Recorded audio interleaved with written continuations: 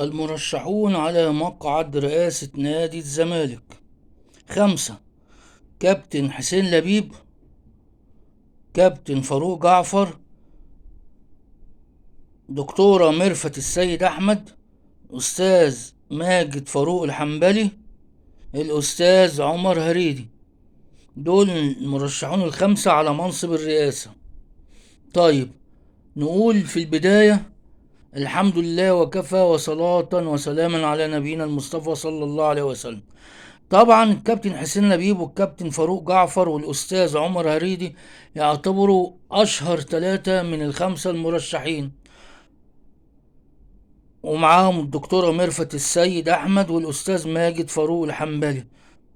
فعايز أقول إيه للجمعية العمومية لنادي الزمالك؟ هقول نداء إلى الجمعية العمومية لنادي الزمالك: اختاروا الأصلح اللي انتوا شايفين إنه أصلح لنادي الزمالك. عندك 2 أفضل من بعض: كابتن فاروق جعفر والكابتن حسين لبيب.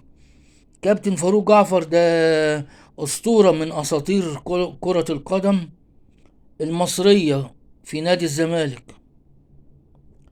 كابتن حسين لبيب أسطورة من أساطير كرة اليد المصرية في نادي الزمالك أيضا.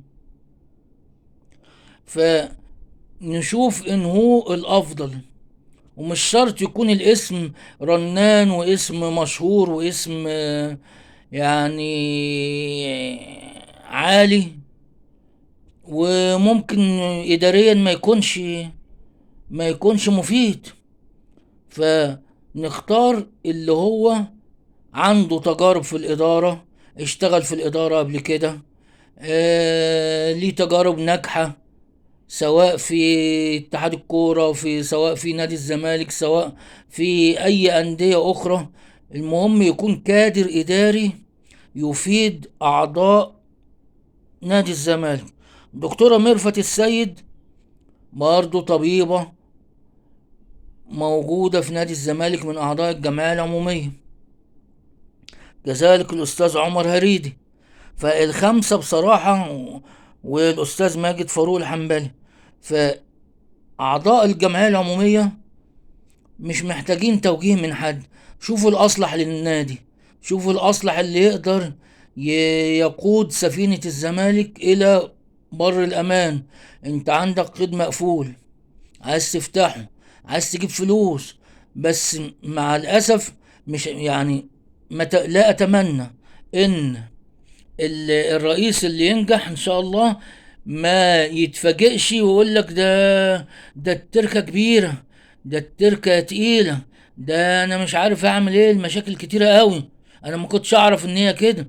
لا يا حبيبي، انت عارف ان نادي الزمالك القيد واقف 3 مرات، والرابعه مع الاسف بتاعت خالد بوطيب جايه.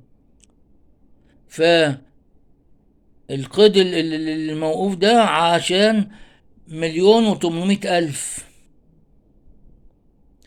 و والقيد بتاع كرة اليد، يعني كرة القدم، عايزة 1,800,000 دولار. كرة اليد عايزة برضو ملايين بسيطة، وكذلك الطايرة والأندية الجماعية. فباختصار شديد، يا أعضاء الجمعية العمومية لنادي الزمالك، اختاروا اللي انتوا شايفينه هيقدر يحل مشاكل الزمالك، هيقدر يحل مشاكل الزمالك هو ومجلس الإدارة. بس احنا قصدنا في الفيديو ده نتكلم عن المرشحون على رئاسة النادي. ربنا يولي من يصلح. السلام عليكم.